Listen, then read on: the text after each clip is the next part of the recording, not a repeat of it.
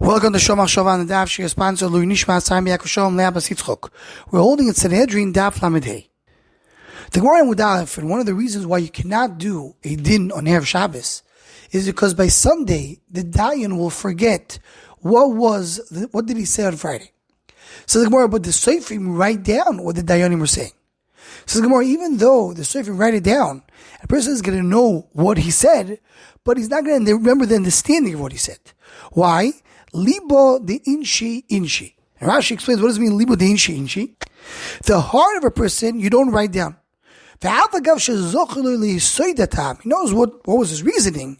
The way he explained it, the real understanding of it, that he forgot. He's not able to get to that understanding that he had originally. Now, what does it mean, the words libo de inshi? The Pasuk Shah means that the heart of people is forgotten. Meaning, people don't remember exactly what they said in the heart, even though they write it down. The Maharsha learns, and so bring the Torah Chaim, that what it means over here is, libo de inshi. Inshi means the heart of a person is a person. The same way a human being forgets things, the heart forgets things as well. And the Baal Hashem Meishiv in his Sefer Divrei Shol explains that it means a person has what he's saying. But then there's another whole human being who is his heart. His heart not necessarily comes out and expresses himself through his mouth. Kivyochel, the person is two people. One is his heart, and then what he says outside. And his heart stays in the heart and not necessarily will come out. And he says that's the pshat in the pasuk. Le'odom marchilev. And Odom has his heart, meaning that's one Odom. Because Baruch will take out to the words, will help him to express out some of what he has in his heart. But the heart itself is a standalone entity that not necessarily will come out. So even though you wrote down what he said, you don't know exactly what he had in his heart. Reuven Margolius over here in the Margolius Hayam, he brings a few sources. One source is the Sefer Degel Machaneh Ephraim. He brings the name of the Baal Shem Tov, that when a person says something, that part that he says, it's either a seventh or a tenth of what he has in his mind. Meaning you cannot take out from what you have inside to the outside. Only a little bit, only a small portion really comes out to the outside and is only expressed outside very little. And he says that's the pshat in the pasuk in Mishli. Mishli says, "Yefutzu ma'yasecha chutzo b'rechovus palgemayim." Your ma'yanis will come out. You'll have talmidim. You'll teach people.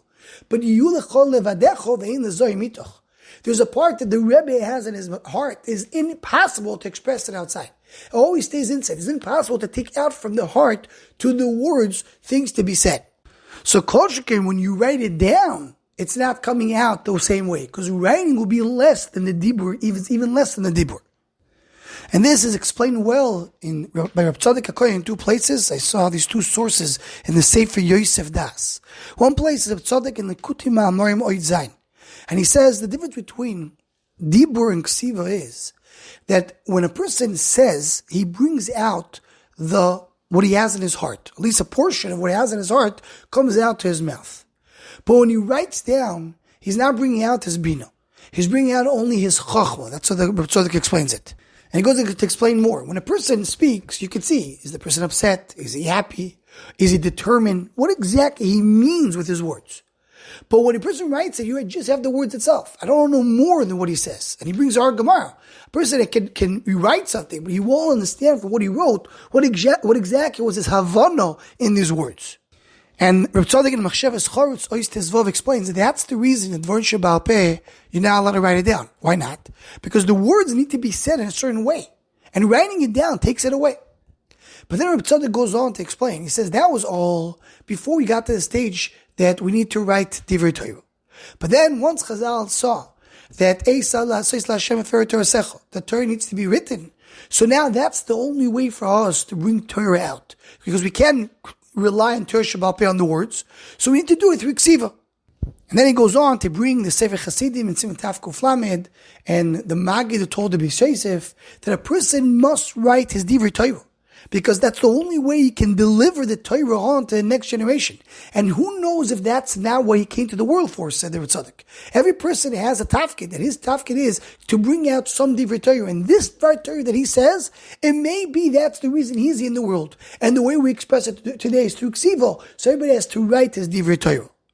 So Al Kopanim, what we learn from this whole thing is that what a person has in his mind, even when he says it, only a portion of it comes out.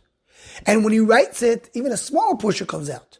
And that's the Pshat in our Gemara. Libadin she'inchi. Whatever he had in his heart, it will never come out fully in Ksiva. It will come only portion in Dibur. And therefore, I cannot rely on the Ksiva. Anyone who wants to join the Shomach Shava email list or WhatsApp group, please email shomachshava@gmail.com.